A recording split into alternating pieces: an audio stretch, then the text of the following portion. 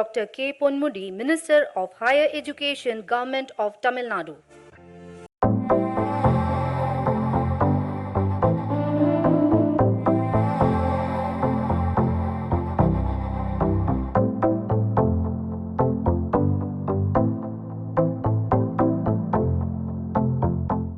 Minister of Higher Education, Government of Tamil Nadu, Dr. K. Ponmudy, Chancellor of Indian Maritime Institution. I am delighted to be among you on the occasion of the 8th convocation of the Indian Maritime University. I convey my hearty congratulations to all the students who received their degrees today. As befits the largest maritime university in our country, the Indian Maritime University and its affiliated colleges have produced excellent experts, professionals, and leaders. And it gladdens me to say that as an alumnus of this esteemed university, you join a long line of enterprising and talented personnel whose work, leadership, and intellect have made remarkable and profound contributions to the advancement of maritime activities. The human relation with the ocean is one that has existed ever since our ancestors first set eyes on the waters that lay before them. Even an exceptional imagination could scarcely do justice to the role played by the oceans in the development of human civilization. The vast expanse of water has provided us with mystery of intrigue, storage of traditions, resources of minerals. Ladies and gentlemen, you must be familiar with the saying, whoever rolls the waves rules the world. A cursory and brief reading of history is enough to show that whoever controls the ocean has access to the whole of the globe. The sea roads available to India from her ports from Kandla to Calcutta connect her to all parts of the rest of the world. Long before the roads or airways, trade, culture, people and ideas usually moved by sea. The best example of this is one of the world's earliest known docks of Lothal, a port town of the Indus Valley civilization.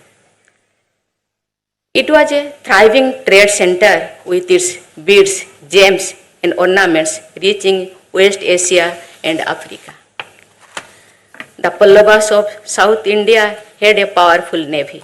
In the 10th and 11th centuries, Chola's maritime prowess and skills were unmatched, which spread our trade and traditions to distant lands. Tamil Nadu has been a land of seafarers. There are evidence of commercial and cultural contacts between Southeast Asia and South India. The Cholas, Cheras, and Pandyans of southern India had established maritime trade links with the local rulers of Sumatra, Java, Malay Peninsula, Thailand, and China. The people of Odisha, then known as Kalinga, also traveled through sea roads to Southeast Asia. The tradition of Beli Jatra is still popular in Odisha and it is held in October-November for about a week.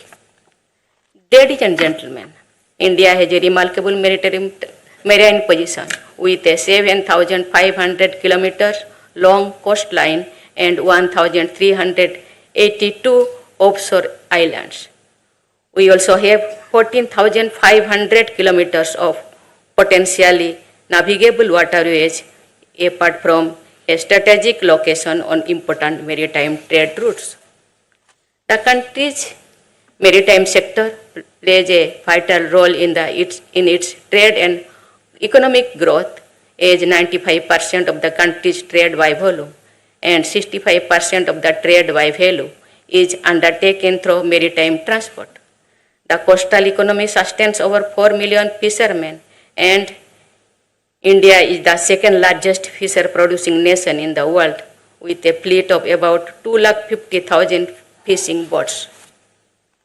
While this is impressive on all counts, we may wonder if we have exploited the full potential of the sector. In earlier times, conservative apprehensions about crossing the sea cost us dearly.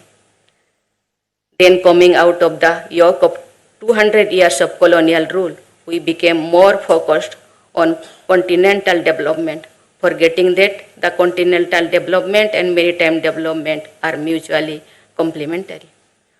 We, of course, also lacked the economic and industrial resources to fully establish a strong maritime presence.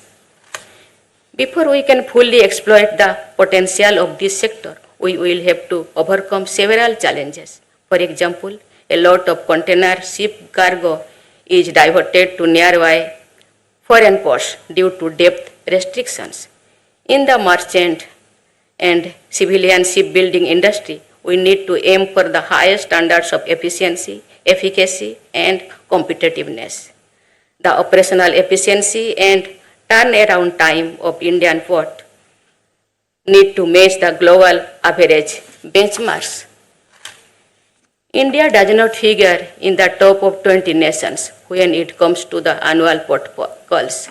In the list of 50 best containers ports worldwide, we only have two. The Indian ports must address infrastructural and operational challenges before they graduate to the next level. The majority of our fishing fleet is yet to be mechanized.